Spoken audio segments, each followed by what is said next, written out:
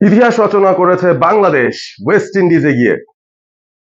বাংলাদেশ নারী দল West Indies নারী দলকে দ্বিতীয় ওডিআইতে হারিয়ে দিয়েছে মানে বড় বড় ব্যবধানে হারিয়ে দিয়েছে। 60 রানের একটা দারুণ জয় বাংলাদেশ নারী দল তুলে নিয়েছে ওয়েস্ট ইন্ডিজের বিরুদ্ধে, এবং এটা বাংলাদেশ নারী ক্রিকেটের প্রথম জয় ওয়েস্ট ইন্ডিজের বিরুদ্ধে ওয়ানডে ক্রিকেটে।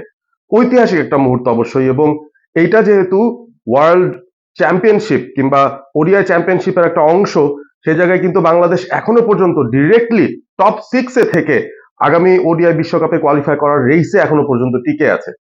প্রথম ওয়ানডেতে বিশাল ব্যবধানে হেরে যাওয়ার পর, খুব কনভিনসিংলি হেরে যাওয়ার পর, কেউ আসলে ভাবেনি বাংলাদেশ এতটা দুর্দান্ত কামব্যাক করবে, তাও অ্যাওয়ে কন্ডিশনে। ওয়েস্ট ইন্ডিজ তাদের ঘরের মাঠের অ্যাডভান্টেজ পাচ্ছে, প্রথম ম্যাচে বিধ্বস্ত হয়ে গিয়েছিল বাংলাদেশ। সেই জায়গাটায় যখন আবার বাংলাদেশকে আগে ব্যাট করতে নামতে হলো, তখন কিন্তু অনেকটাই সন্দেহের একটা মেঘ উপর দিয়ে বয়ে যাচ্ছিল। খুব ডিফিকাল্ট একটা কনটেক্সট, ডিফিকাল্ট একটা সিচুয়েশন। সেখান থেকে বেরিয়ে আসার কাজটা আবারও কে করবেন? ক্যাপ্টেন নিগার সুলতানা জ্যোতি। আরো একটা ওডিআই 50 তিনি তুলেছেন। অনেকগুলো বল খেলতে হয়েছে, মোটামুটি ইনিংসের অনেকটুকু পথটাকে অ্যাঙ্কার করতে হয়েছে, তবে এই ইনিংসটার উপর ভর করেই বাদ বাকি কিছু ভালো ক্যামিওস ছিল, সবগুলো মিলিয়ে বাংলাদেশ আগের বারের চেয়ে কম স্কোর করেছে, অর্থাৎ 180 প্লাস একটা স্কোর তারা শুধুমাত্র দাঁড় করিয়েছিল, এবং সেই পর্যায়েও কিন্তু মনে হয়নি এই রানটা তারা ডিফেন্ড করতে পারবে, কারণ ওয়েস্ট ইন্ডিজের যে ব্যাটিং লাইন আপ, শক্তিমত্তার বিচারে, পাওয়ারের বিচারে অবভিয়াসলি তারা একটা বেটার পজিশনে আছে, এবং এই ধরনের কন্ডিশনে তারা নিয়মিত খেলে। তবে বিপরীতে যেটা হলো, প্রথম ম্যাচে যেটা মিসিং ছিল, বাংলাদেশ একটা টার্নিং উইকেটে স্পিনাররা কিন্তু সেভাবে এফেক্টিভ হতে পারেননি।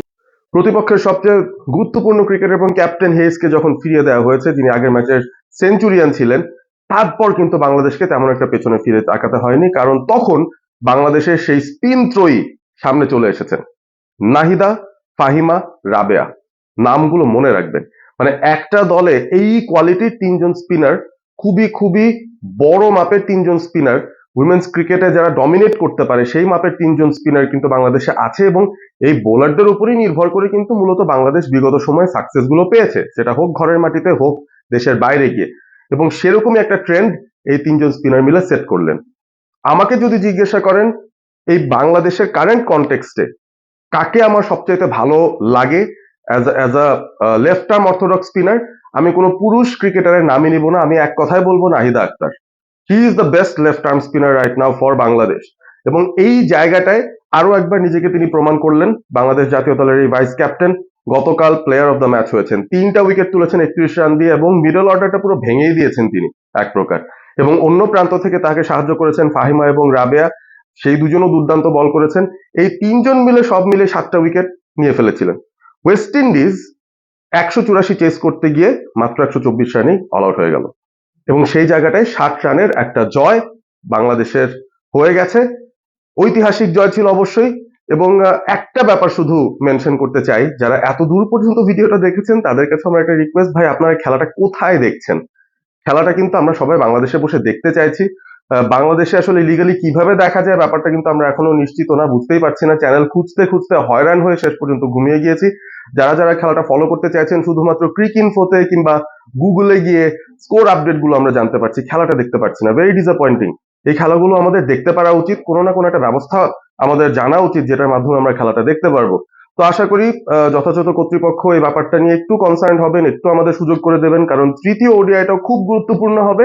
সেই তৃতীয় ওডিআইতে বাংলাদেশ যদি ওয়েস্ট ইন্ডিজকে আবার হারিয়ে দিতে পারে, সেই ক্ষেত্রে কিন্তু ডিরেক্ট কোয়ালিফিকেশন ওয়ানডে নিশ্চিত হয়ে যাবে। আশা করি বাংলাদেশের মেয়েরা সেই কাজটা করতে পারবে আমাদের জন্য।